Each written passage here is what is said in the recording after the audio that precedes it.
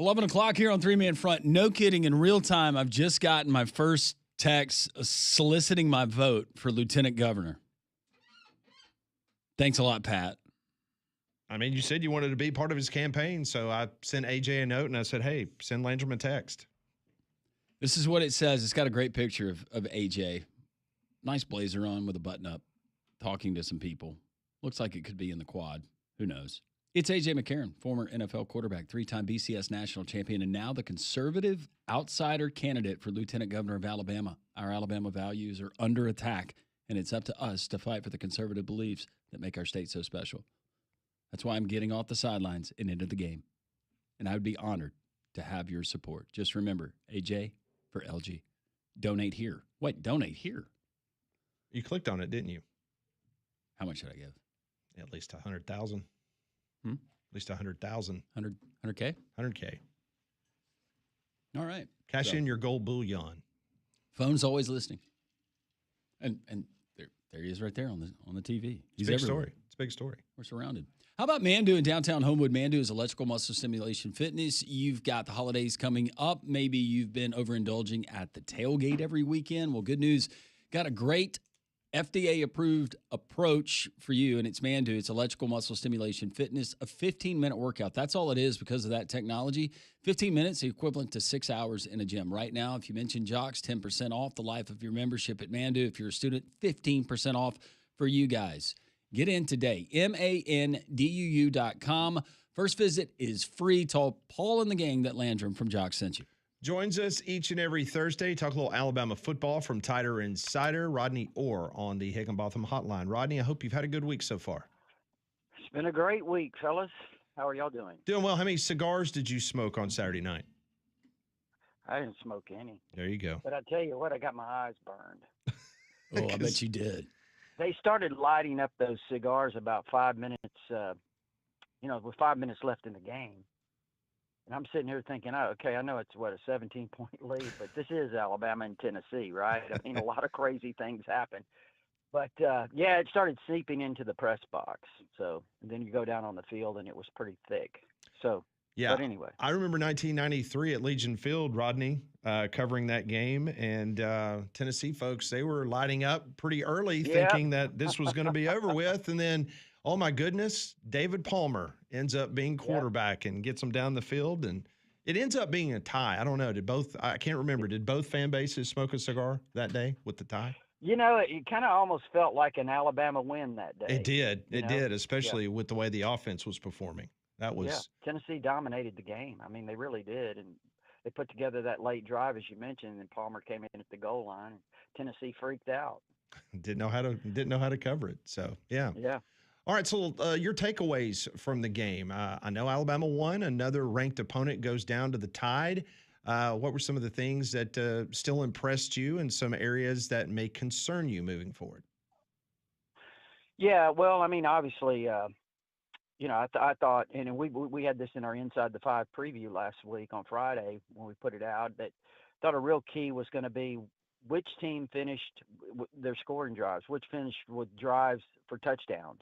And Alabama did that. The previous three games, Georgia, Vandy, and Missouri, Alabama had settled for 9 field goal attempts. And I really thought, in this game, you're playing against the most explosive offense possibly in the country.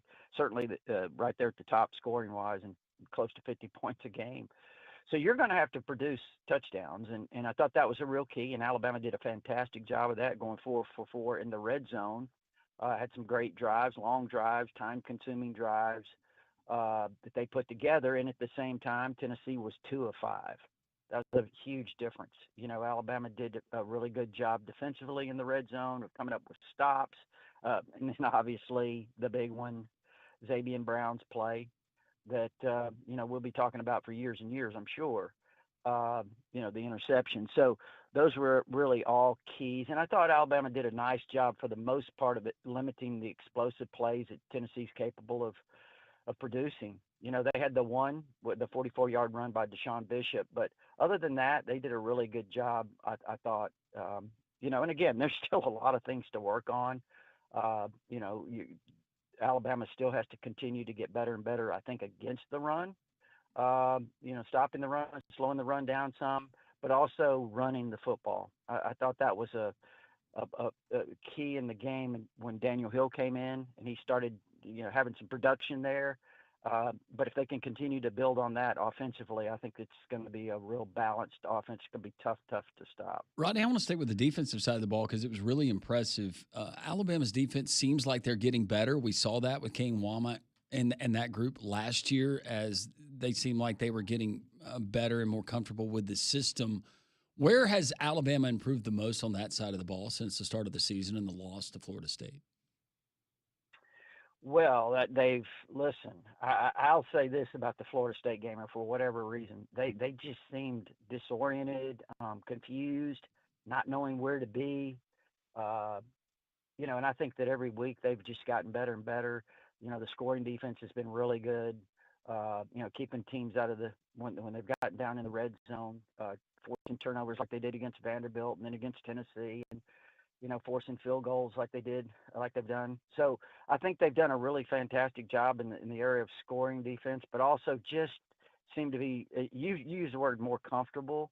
I think you're seeing that as it's kind of gone along. They seem to be really confident in what they're doing with their assignments for the most part. And I think that's just knowing where to be has made them a lot better. Does it concern you, the lack of running game, or you believe just the extension of the running game by the short passes or the sweeps with the wide receivers? You think Bama will be okay in that category? Yeah, well, listen, I think they do need to improve the run, continue to work on that, and I thought Daniel Hill brought a little bit of something to it. I don't know if how much the injury from the week before might have impacted Jam Miller, if at all, but I really thought that Hill was seeing the hole or getting on the edge quickly. He was more decisive, in my opinion, than what we've seen, and I'm not just saying from some Jam Miller, but maybe the rest of the backs. He just showed a little bit more decisiveness. And I thought, too, he ran, he's a 245-pound sledgehammer. Well, he ran between the tackles. He drug tacklers. He drug one guy 7 yards, on one leg, basically, pulling him. And that's just things you need to see. I mean, things that we haven't seen, break tackles, vision, getting to the hole quickly. And I think, when you're talking about improving the run game, obviously the offensive line has to do its part, but I think the running backs being able to see it is extremely important. And I thought Daniel Hill did a really good job of that. Rodney Orr, Tighter Insider, joining us on Three Man Front on the Higginbotham Hotline. The matchup this weekend, you got a South Carolina team that looks much different than we thought it would look, at least prior to the start of the season. But you still got a really talented quarterback, Lenore Sellers. He's not doing very much in that offense with his legs as opposed to last year. What's the biggest fear in your mind for Alabama heading into this game, especially on the defensive side of the ball? Yeah, well, again, I think sometimes you can get caught up in that trap. And the trap is, they're kind of downtrodden. They fired their offensive line coach a couple of weeks ago. They had a protest on campus to fire Mike Shula this week. They've got their backs to the wall, no doubt about it, but they're still a capable team. You mentioned Norris Sellers. He's one of the top quarterbacks in the country. Hasn't been really productive this year, as you mentioned. I mean, he's only thrown 5 touchdown passes. I know he's been a little beat up at times, but he's still a really top-notch player. And they get into a rhythm. They get hot. They gain some momentum. They gain some confidence at home. They've got the crowd behind them.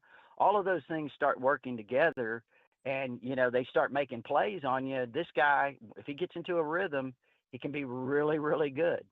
So I think defensively, you've got to go out there kind of and set the tone early. I mean, you've got to, again, there's kind of a negative vibe there, and you can't let them gain confidence.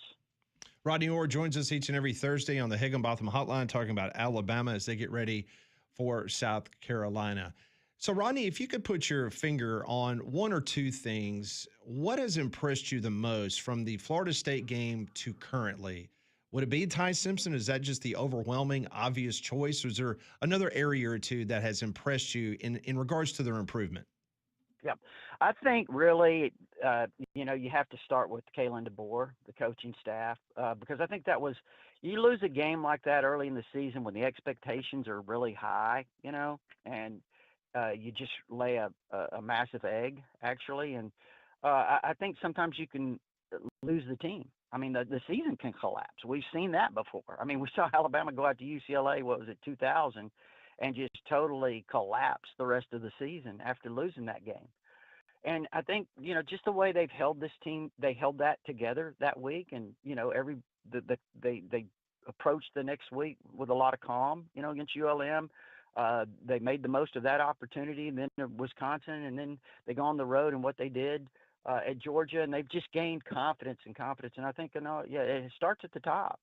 And I think the way he has held it together, at that time is really impressive and a big reason for where they are. But, obviously Ty has grown a tremendous amount. He's gotten better and better, I think, each week. Now, might not have had his best game this last game overall statistically, but he continues to make plays when he has to. I think he's still carrying the team in a lot of ways. So Ty Simpson certainly is a big part of it as well, and just the overall leadership and the maturity of this team that we've seen over the last 6 or 7 weeks, how it's grown, I think is really important, and I think it's going to be important leading them forward, and even in this game here on Saturday. You have unveiled your prediction for the game there at Tighter Insider. We love getting your thoughts and your prediction on the game. What is it for this one? I was just talking to Conrad about that, and I said maybe I got a little carried away. Drinking the Kool-Aid, Rodney. That's what you're doing. That's what we're guarding against, Rodney. Got to be careful. I picked it 38-13, thinking Alabama's going to pull away. I'm going to say that, again, I think South Carolina, home crowd, all of that's going to be really a challenge. But, let's see this Alabama team show some of that maturity that we're talking about and go on the road and maybe deliver a knockout blow somewhat early and pull away score-wise on the scoreboard. I'm with you. That'll be an energetic, jazzed up crowd. Maybe they hang in there, make it interesting for a quarter, but it is what it is. I think we've seen enough of South Carolina to realize that. I like your prediction. I don't think you got carried away. Yeah. Well, I hope not. We'll see. All right. Well, Rodney, we always appreciate the time. Thank you so much. Tell everyone there at Tighter Insider that me and Pat said hello. They listen to you, so you're speaking to them now. Oh, okay. Speaking to the people. We love you guys. Thanks for loaning us Rodney every single Thursday. Thanks, Rodney. All right. Appreciate it, guys. Take See care. Ya. Appreciate it. Rodney Orr, Tighter Insider on the Higginbotham Hotline. You deserve solutions that are built for you. Higginbotham's your one-source solution for insurance, financial, and HR services. Even if your roof looks okay from down on the ground, those gusts, those downpours that we're going to experience as the changing of the seasons, they could be tearing shingles or causing hidden leaks that you just can't see on top of your roof. So don't wait for a small problem to become a huge disaster. Abide Roofing is ready to step up and help you today. They'll come out, do a free roof inspection for you. No sales pitch, no pressure. They want to make sure that your home is safe. So call Travis Lloyd and his outstanding local roofing team, 205-941-6223.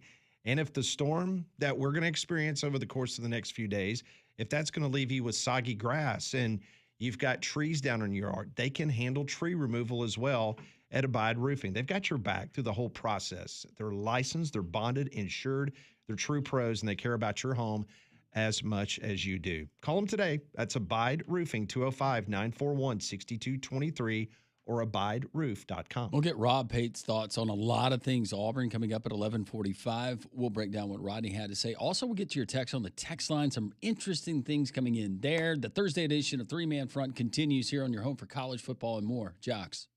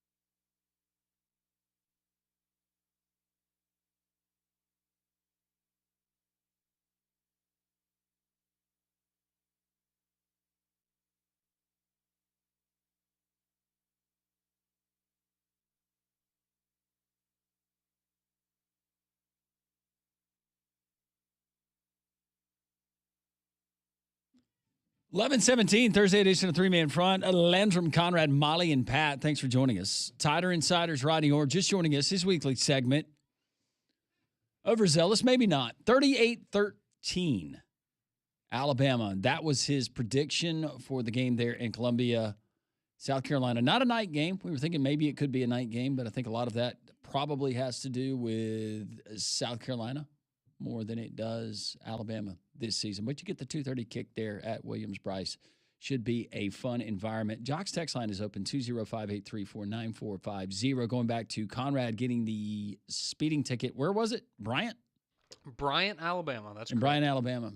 There was no cop, but you were being detected by radar equipment somewhere. Yeah, I got a letter in the mail. It said, hey, we caught you speeding. Here's the fine. And it had a nice little picture of my car in the location where I got caught. So it was my car.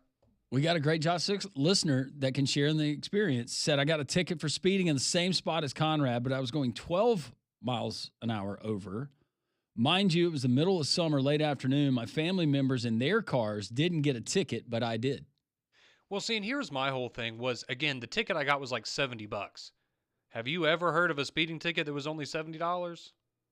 I mean, maybe that happens, but I feel like frequently they're more expensive than that. So that's why I thought it was a scam at first, but I did some Googling and it was legit. It just seemed like 70 seems a little bit low. It seemed like it was just better off for me to go ahead and pay it because I know Pat said, why didn't you fight it? I don't have time to go down there and do that.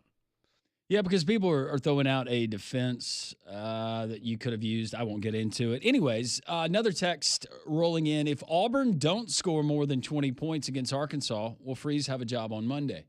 Yes, I believe that he will. I don't think that a loss will prompt the firing of Hugh Freeze after this game. I think at this point, it feels like he's going to be there the rest of the year. It feels like if that was going to happen, it would have already. That is my expectation. I've already stated publicly on this show, I do not believe that Hugh Freeze will be the head coach at Auburn next season, but I do believe that he coaches through the Iron Bowl. Now, I mean, okay, maybe they go to Arkansas and lose 49-0, right? And it's different, but I don't. But think if you have players that are walking out saying we don't want to play, extreme circumstances. Yes. Don't see any of that happening. You never know. Mark with a suggestion for the offenses at Auburn and South Carolina and LSU. They should simplify the offense, focus on 15 to 20-yard plays. Keep it simple, sweetheart. Even let's go crazy concept. Run plays where you're not going to have negative yardage in facing 2nd and 15s.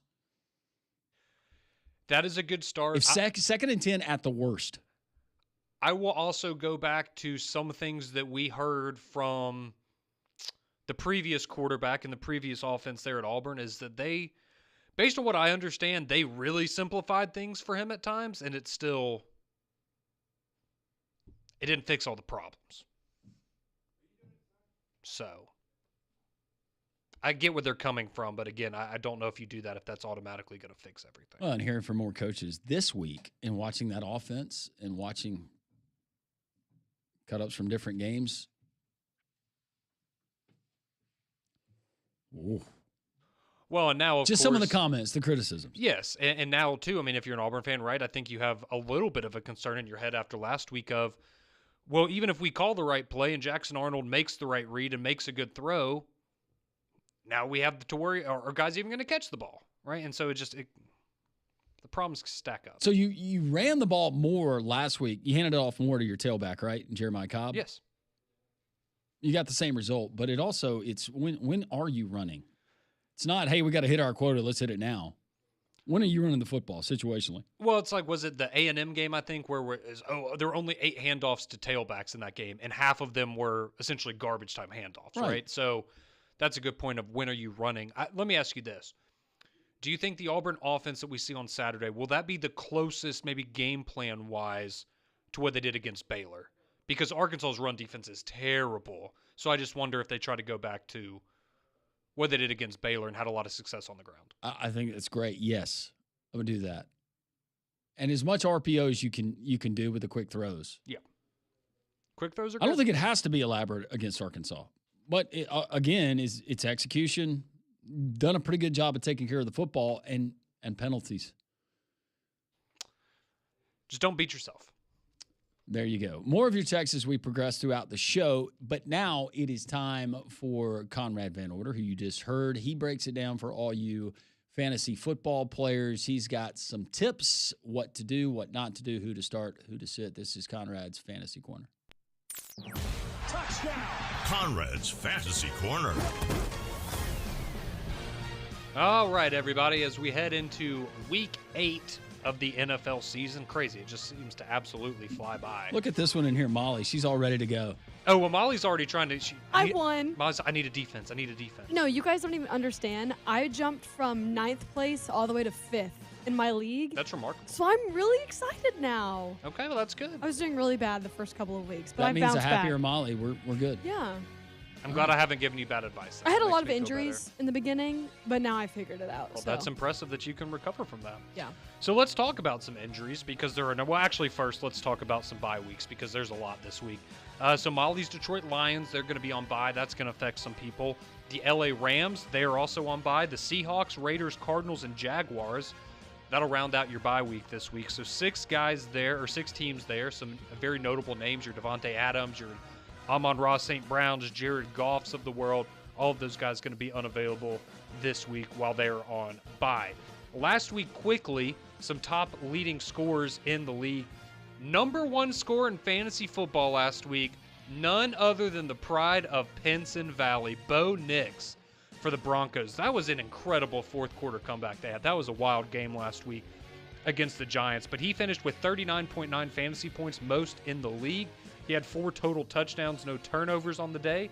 Christian McCaffrey in second place, he had 39.1 points, had over 200 yards of offense and 2 touchdowns.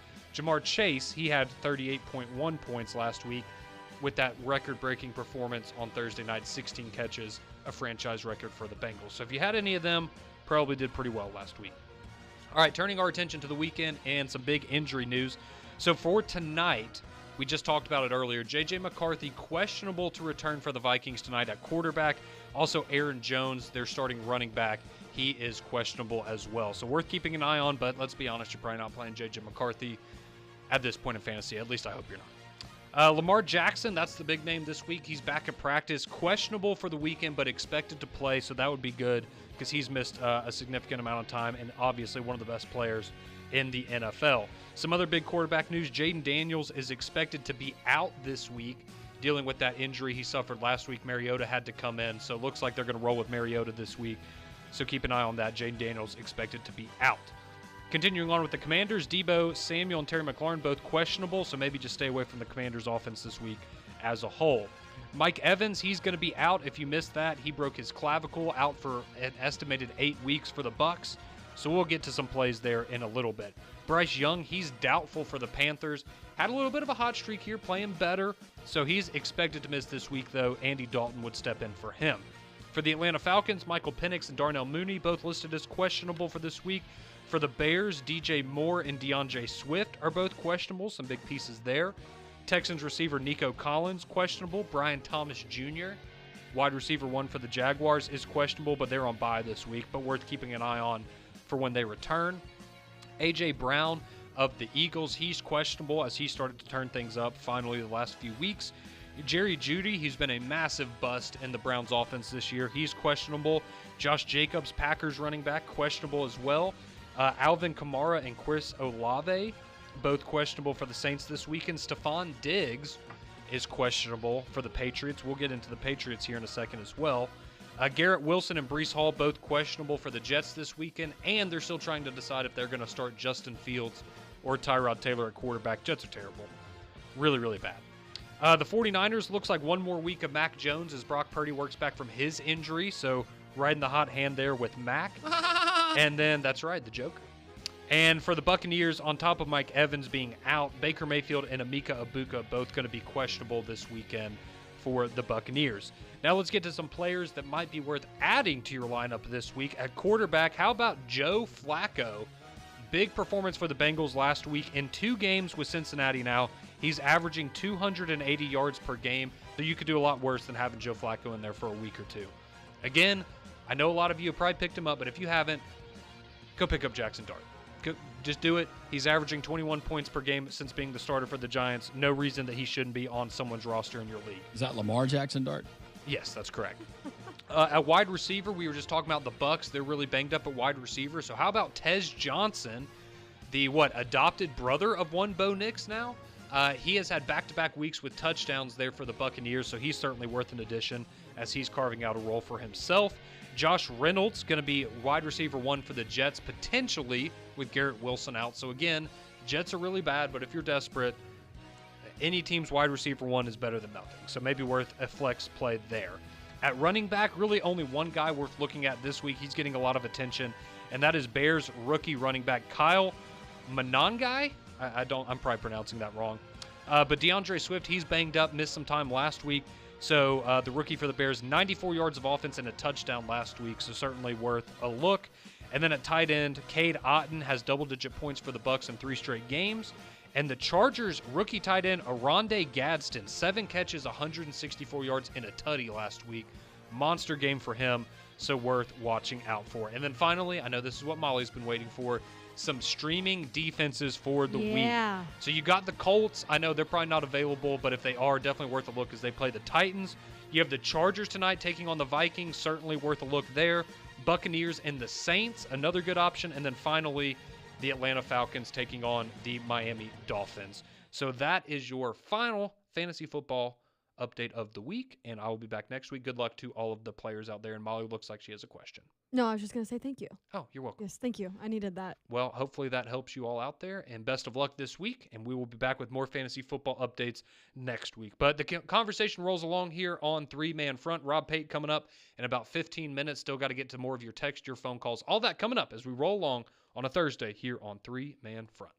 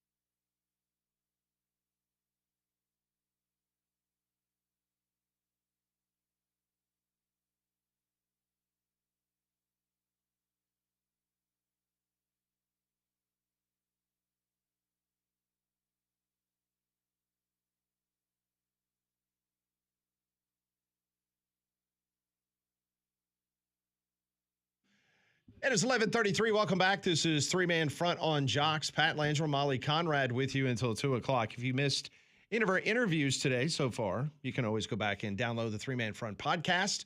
Rob Pate will be joining us in about 12 minutes from now. Brett Norsworthy next hour. He was I Ain't Scared Bold Predictions. Full question in regards to we throw out there to our listening audience. Kiffin and his choices. Yeah, if you were Lane Kiffin, what would you do? Would you take the floor or become a yoga instructor? The choices? Well, anyway, winning a stay at Ole Miss was